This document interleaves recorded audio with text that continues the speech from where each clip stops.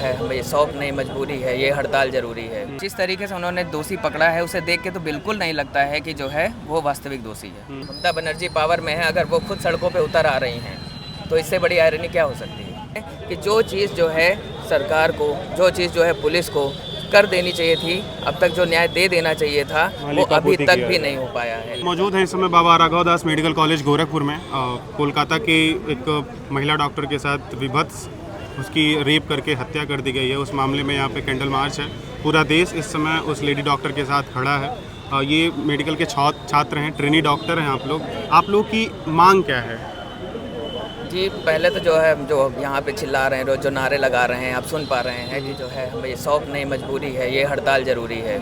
तो आपकी पहली चीज़ तो ये है कि जो जिस तरीके से ये घटना हुई है, जिस तरीके से इसको मैनिपुलेट किया गया है, जिस तरीके से इसको नए नए जो है मोड़ और देने की कोशिश की गई है, ठीक है, उससे आप देख सकते हैं कि जो चीज़ जो है सरकार को, जो चीज़ जो है पुलिस को कर देनी चाहिए थी, अब तक जो न्याय दे देना चाहिए था वो अभी तक भी नहीं हो पाया है। सारी चीज़ों को मोड़ के कभी क्या किया है कि कभी सबसे पहले तो घटना को सुसाइड बता दिया, सुसाइड बताने के बाद फिर से जो है अगले स्टेप पे क्या किया उन्होंने कि मतलब बॉडी को जो है ज़बरदस्ती क्रिमेट करवा दिया, ठीक है, जल्दी से जल्दी।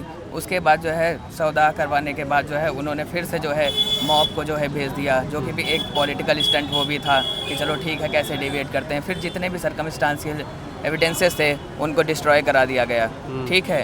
तो ये जिस तरीके से जो है चीज़ें आगे बढ़ी हैं, ठीक है, उनके लिए हमें सड़कों पे उतरना पड़ा है, ठीक है। हमारी जो है इमरजेंसी सेवाएं अभी भी शुरू हैं, हम लोग जो है ओपीडी। ये मैं सवाल आपसे पूछना चाहता हूँ कि अभी सोशल मीडिया पे आप लोग मतलब पिछले 4-5 दिनों से धरना लगातार चल रहा है।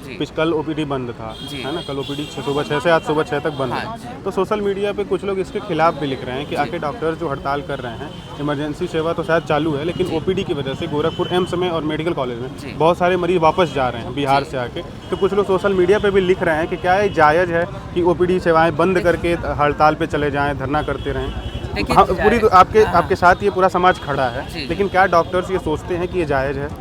देखिए, जायज़ कैसे जायज़ आप कह रहे हैं, जायज़ के पहले सोचिए कि जो लोग ये बात बोल रहे हैं कि क्या ये जायज़ है, क्या उनको घर पे बैठ के ये सारी चीज़ें देखना और जो ये अन्याय हो रहा है उसके लिए कुछ बोलना नहीं चाहिए? वो जायज़ है? वो भी तो जायज़ नहीं है ना। आप सड़कों पर आइए, आप हमारा समर्थन करिए, हम ओपीडी इमरजेंसी हर जगह ड्यूटी करेंगे। जब हमें खुद ही उतरना पड़ेगा, खुद ही बोलना पड़ेगा, तो हम सारे काम कैसे कर सकते हैं एक साथ? बिल्कुल नहीं कर सकते ना। तो हम आप मेडिकल कॉलेज के छात्र हैं, यहाँ पे ट्रेनी डॉक्टर हैं। यहाँ जो हम जो मांग कर रहे हैं कि डॉक्टर्स के लिए कानून लेके आएँ, डॉक्टर्स को सेफ्टी प्रोवाइड करें, सीसीटीवी कैमरे लगाएं, सुरक्षा गार्ड की उपलब्धता हो हर जहाँ भी मरीज। और कई बार हमको देखने को मिलता है, गोरखपुर से बहुत घटनाएं आती हैं कि तीमारदार और डॉक्टर्स में लड़ाई हो जाती है, जूनियर डॉक्टर और तीमारदार में आपस में मारपीट हो जाती है, बहुत बार घटनाएं आती हैं। तो यहाँ क्या सुविधाएं हैं उस तरह की? देखिए, यहाँ पे अभी भी मौजूदा व्यवस्था जो है उसमें गार्ड्स की कमी है, ठीक है। जिस तरीके की हमें सेफ्टी चाहिए, जिस तरीके का हमें प्रोटेक्शन चाहिए, उसकी कमी है, ठीक है। इसके लिए जो है हमारे प्रिंसिपल को सोचना चाहिए, हमारी फैकल्टीज़ को सोचना चाहिए, ठीक है। अकेले जो है आप जो है 4 रेजिडेंट पे 70 मरीज और उनके 150 अटेंडेंट एक साथ वार्ड में होते हैं। एक मरीज के साथ 10 लोग आते हैं, अंदर घुसते हैं, जिनको आप रोक नहीं सकते। अगर हमें मरीज को देखना है तो क्या हम उनको रोक पाएंगे? हम मरीज देखेंगे या उनसे रोकेंगे? वो आते हैं, टर्सरी केयर सेंटर है ये। टर्सरी केयर सेंटर का मतलब होता है कि जो पेशेंट पीएससी से स्टार्ट हुआ होगा, किसी ने सबसे पहले पीएससी में देखा होगा, फिर सीएससी में देखा होगा, सारी जगह से रिफ़र होकर पेशेंट यहाँ पे आता है, ठीक है। तो पेशेंट ऑलरेडी क्रिटिकल कंडीशन में होता है, ठीक। तो हम जो है बेस्ट पॉसिबल जो हो सकता है वैसे ट्रीट कर सकते हैं पेशेंट को, ठीक है। हमारी मेडिसिन इमरजेंसी है, मैं मेडिसिन से हूँ, तो मेरी मेडिसिन इमरजेंसी में ऐसे कई पेशेंट्स आते हैं जो कि सीवियर क्रिटिकली इल आते हैं, ठीक है। उनका जो है हम क्या कर सकते हैं? कई बार ऐसे केसेज होते हैं सिर्फ हम पैलिएटिव केयर दे सकते हैं। कई बार ऐसा होता है कि उनकी जो है प्रोग्नोसिस इतनी पुअर होती है कि उनको बचाना मुश्किल होता है, ठीक है। फिर भी जो है हम जितना एफर्ट डाल सकते हैं हम डालते हैं, ठीक है। हम लगातार कई घंटों तक ड्यूटी करने के बाद भी अगर हमारे सामने कोई पेशेंट आता है और वो क्रिटिकली इल होता है तो हम सारा एफर्ट डालते हैं। हमारे जूनियर जितने भी जूनियर सीनियर जो भी वहाँ पे होते हैं सारे के सारे एक साथ एफर्ट डालते हैं और कई बार तो एक पेशेंट के लिए जो है 4-5 लोगों को भी लगना पड़ता है। अच्छा, एक सवाल ये है कि सोशल मीडिया का ज़माना है, लोग लिखने की आज़ादी है, लिखते हैं। डॉक्टर से लिख रहे हैं कि उनकी ड्यूटी 56 घंटे, 48 घंटे, 72 घंटों तक लगा दी जाती है। इसका कारण क्या है? आप तो यहाँ हैं तो बताइए। इसका कारण देखिए, एक तो ये हो सकता है कि जो ट्रेंड चला आ रहा है, हमारी फैकल्टीज़ ने कभी 24 घंटे 36 घंटे 56 घंटे काम कर लिया तो उनको लगता है कि हमारे जूनियर्स भी वैसे ही करते रहे। पहली चीज़ तो ये है कि वो मेंटलिटी और ट्रेंड नहीं बदलना चाहते, सीनियर डॉक्टर्स। ठीक है। दूसरी चीज़ ये हुई कि जो है डॉक्टरों का अभाव। अगर किसी मेडिकल कॉलेज में एक डिपार्टमेंट में 5 ही रेजिडेंट्स हैं किसी एक ईयर में, तो 5 रेजिडेंट्स कितने पेशेंट्स मैनेज कर लेंगे? तो ये दोनों चीज़ें हैं कि एक तरफ से रेजिडेंट्स का अभाव है और दूसरी तरफ से हमारे जो सीनियर्स, हमारे फैकल्टीज जो हैं वो ये नहीं चाहते हैं कि हम जो है राहत की सांस ले पाएँ। मतलब जूनियर डॉक्टर्स पे प्रेशर डालने पूरा प्रेशर डालने का माहौल बना रहता है हमेशा के लिए। तो चलिए, आपको क्या लगता है बंगाल सरकार का जो रवैया है उस हिसाब से न्याय मिल पाएगा? देखिए, रवैया बंगाल सरकार का आपने देखा ही है कि जो सरकार जो है पावर में है, ममता बनर्जी पावर में है, अगर वो खुद सड़कों पे उतर आ रही हैं तो इससे बड़ी आयरनी क्या हो सकती है? हाँ, ये सवाल उठाया जा रहा है कि ममता सरकार किसके खिलाफ, ममता बनर्जी किस सरकार के खिलाफ खुद कैंडल मार्च करने आ रही हैं। तो ये राजनीति बहुत ज़्यादा वहाँ पर आज हो चुकी है। चलिए, आप जो कैंडल मार्च जला रहे हो, हमने निर्भया के लिए भी बहुत लड़ाइयाँ लड़ी हैं। लास्ट में 7 साल बाद उसको न्याय मिला उनको। उम्मीद करते हैं कि सीबीआई को जांच सौंपी गई है, न्याय मिले। एक मामला और था 2001 में, एक लड़के ने मामला ये बनाया गया था पुलिस के द्वारा कि सुसाइड कर लिया। आपको कुछ पता है उसके बारे में?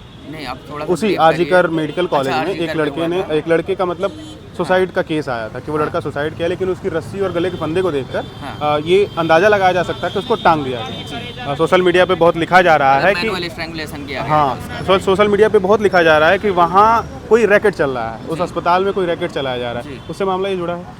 बिल्कुल। अच्छा, दोषी जो पकड़ा गया, एक सवाल और है कि दोषी जो पकड़ा गया है, क्या वो वास्तविक दोषी है?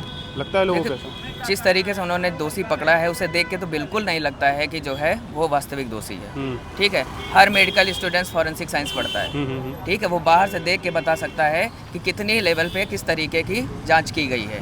ठीक है, कोई भी एक ऐसा इंसिडेंट जो इतनी विभत्स घटना है, ठीक है, जिसको आप देख नहीं सकते, जिसको आप सुन नहीं सकते, ठीक है, उसमें किसी एक आदमी का हाथ हो, ऐसा तो संभव हो ही नहीं सकता बिल्कुल।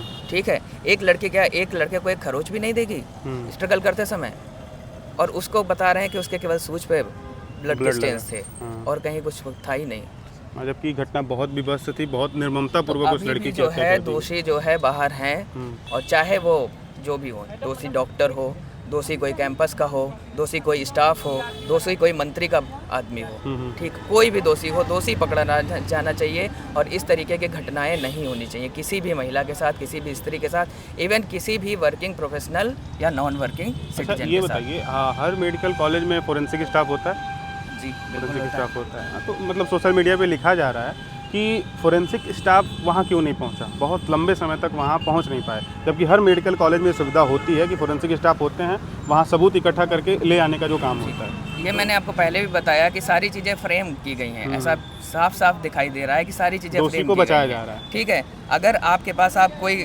क्राइम करते हैं और क्राइम सीन को क्लियर करने के लिए अगर आपको 4-5 घंटे मिल जाएँ तो क्या आप उसे मैनिपुलेट नहीं कर पाएंगे? ऑटोप्सी रिपोर्ट कह रही है कि जो है डेथ का टाइम क्या था, 3 से 5 के बीच का। आपने जो है उनके जो है घर वालों को कब बताया? दोपहर के 10 बजे। बॉडी कब दिखाई? 12 बजे।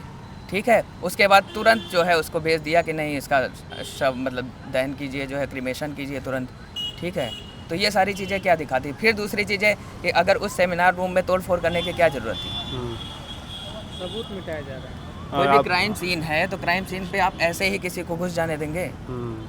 डॉक्टर अगर शांतिपूर्ण प्रदर्शन कर रहे हैं तो क्या ये स्टेट गवर्नमेंट की रिस्पॉन्सिबिलिटी नहीं है कि वो देखें कि वहाँ पे कैसे क्या चल रहा है, कहाँ से भीड़ आ जा रही है अचानक से? ये सारी चीज़ें तो स्टेट गवर्नमेंट को देखनी होगी ना, प्रशासन का काम है ना। सब मिली-जुली। तो हम लोगों को सुन के ये लगता है कि लोगों के मन में ये भावनाएं हैं कि सरकार काम सही से नहीं कर रही है, मामला और संदिग्ध होता जा रहा है। जितनी परतें खुलती जा रही हैं, इस मामले को और ज़्यादा लिपापोती करने के चक्कर में ममता सरकार अपना भद पिटवा रही है। बहुत जल्दी इस सीबीआई जांच से न्याय मिलना चाहिए। हमारे साथ कैमरामैन आदर्श के साथ मैं शिवम त्रिपाठी, द गोरखपुर टाइम। धन्यवाद।